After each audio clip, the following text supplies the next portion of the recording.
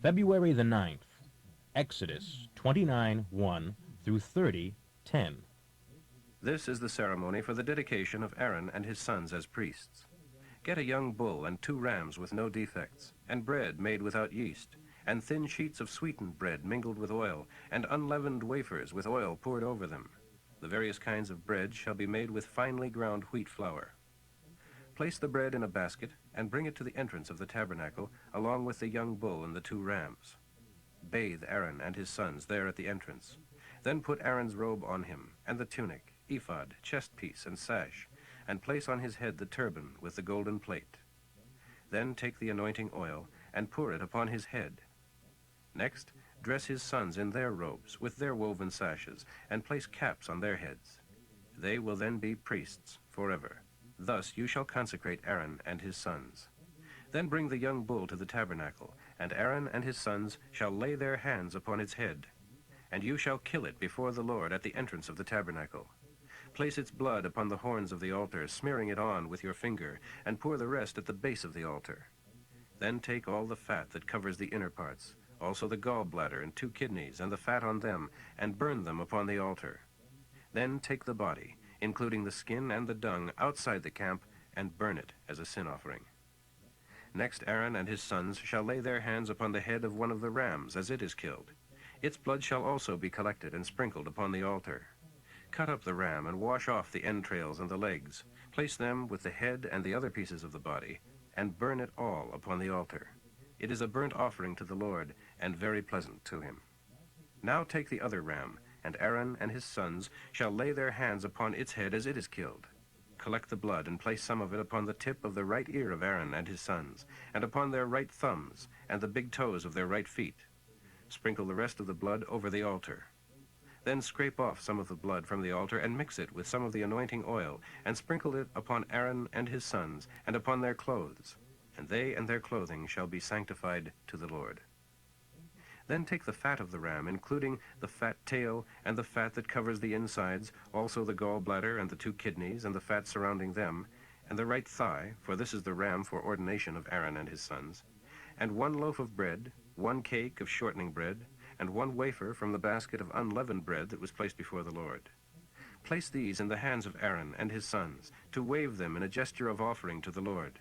Afterwards, take them from their hands and burn them on the altar as a fragrant burnt offering to him. Then take the breast of Aaron's ordination ram and wave it before the Lord in a gesture of offering. Afterwards, keep it for yourself. Give the breast and thigh of the consecration ram to Aaron and his sons. The people of Israel must always contribute this portion of their sacrifices, whether peace offerings or thanksgiving offerings, as their contribution to the Lord. These sacred garments of Aaron shall be preserved for the consecration of his son who succeeds him, from generation to generation, for his anointing ceremony.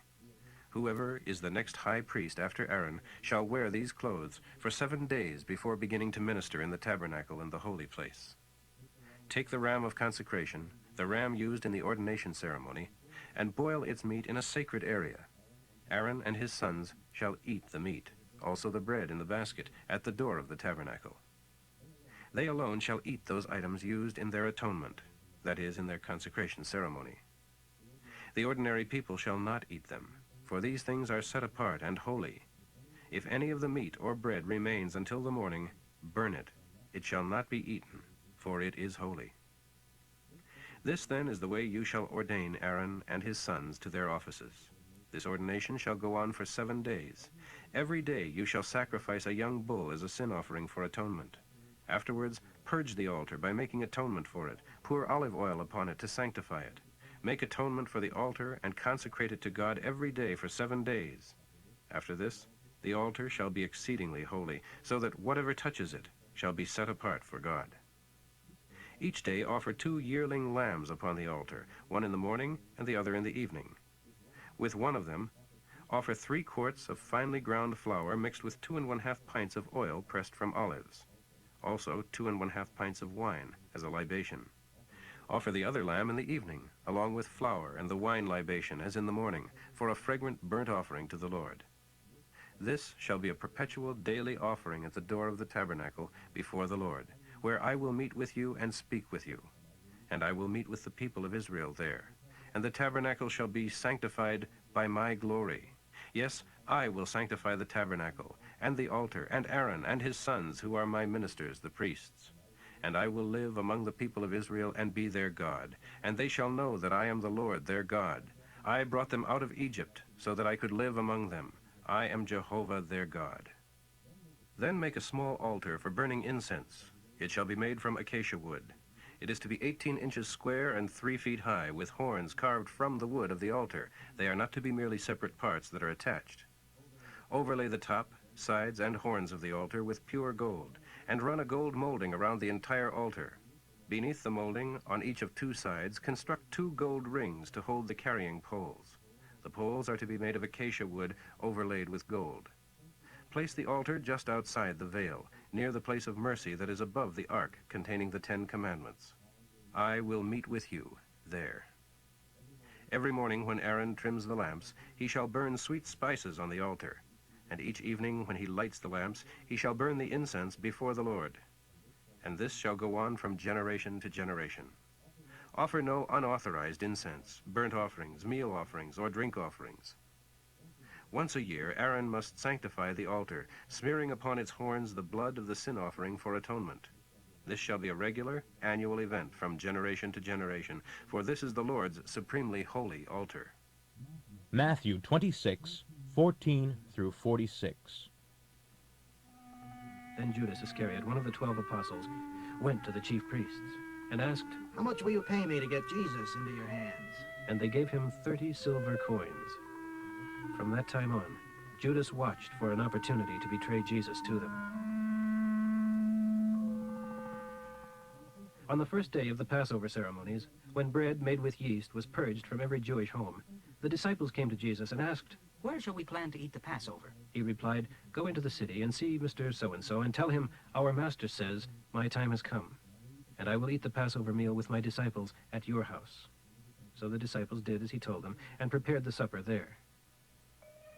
That evening, as he sat eating with the 12, he said, One of you will betray me. Who's he talking about? Could it be me? I can't believe it. Sorrow chilled their hearts, and each one asked, Am I the one? He replied, It is the one I served first. For I must die, just as was prophesied. But woe to the man by whom I am betrayed. Far better for that one if he had never been born. Judas, too, had asked him, Rabbi, am I the one? and Jesus had told him, Yes. As they were eating, Jesus took a small loaf of bread, and blessed it, and broke it apart, and gave it to the disciples, and said, Take it, and eat it, for this is my body. And he took a cup of wine, and gave thanks for it, and gave it to them, and said, Each one drink from it. For this is my blood, sealing the new covenant. It is poured out to forgive the sins of multitudes. Mark my words, I will not drink this wine again until the day I drink it new with you in my Father's kingdom. And when they had sung a hymn, they went out to the Mount of Olives. Then Jesus said to them, Tonight you will all desert me. For it is written in the Scriptures that God will smite the shepherd, and the sheep of the flock will be scattered. But after I have been brought back to life again, I will go to Galilee and meet you there. Peter declared, If everyone else deserts you, I won't. Jesus told him, The truth is that this very night, before the cock crows at dawn, you will deny me 3 times. I would die first. Peter insisted, and all the other disciples said the same thing. Then Jesus brought them to a garden grove, Gethsemane, and told them to sit down and wait while he went on ahead to pray. He took Peter with him, and Zebedee's 2 sons, James and John, and began to be filled with anguish and despair. Then he told them, My soul is crushed with horror and sadness to the point of death. Stay here, stay awake with me. He went forward a little, and fell face downward on the ground, and prayed, My Father, if it is possible, let this cup be taken away from me. But I want your will, not mine. Then he returned to the 3 disciples and found them asleep. Peter, he called, Couldn't you even stay awake with me 1 hour? Keep alert and pray, otherwise temptation will overpower you. For the spirit indeed is willing, but how weak the body is. Again he left them and prayed, My Father, if this cup cannot go away until I drink it all, your will be done. He returned to them again and found them sleeping, for their eyes were heavy. So he went back to prayer the 3rd time, saying the same things again. Then he came to the disciples and said, Sleep on now, and take your rest. But no, the time has come. I am betrayed into the hands of evil men. Up, let's be going. Look, here comes the man who is betraying me. Psalm 31, 19 through 24. Oh, how great is your goodness to those who publicly declare that you will rescue them. For you have stored up great blessings for those who trust and reverence you. Hide your loved ones in the shelter of your presence, safe beneath your hand, safe from all conspiring men. Blessed is the Lord, for he has shown me that his never-failing love protects me like the walls of a fort. I spoke too hastily when I said, "The Lord has deserted me." For you listened to my plea and answered me. Oh, love the Lord, all of you who are his people. For the Lord protects those who are loyal to him, but harshly punishes all who haughtily reject him. So cheer up, take courage if you are depending on the Lord. Proverbs for today, 8, 14 through 26. I, wisdom, give good advice and common sense. Because of my strength, kings reign in power. I show the judges who is right and who is wrong. Rulers rule well with my help. I love all who love me. Those who search for me shall surely find me. Unending riches, honor, justice, and righteousness are mine to distribute. My gifts are better than the purest gold or sterling silver. My paths are those of justice and right. Those who love and follow me are indeed wealthy. I fill their treasuries. The Lord formed me in the beginning, before he created anything else. From ages past, I am.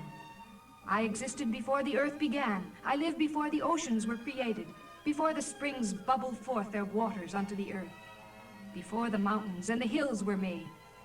Yes, I was born before God made the earth and fields and high plateaus.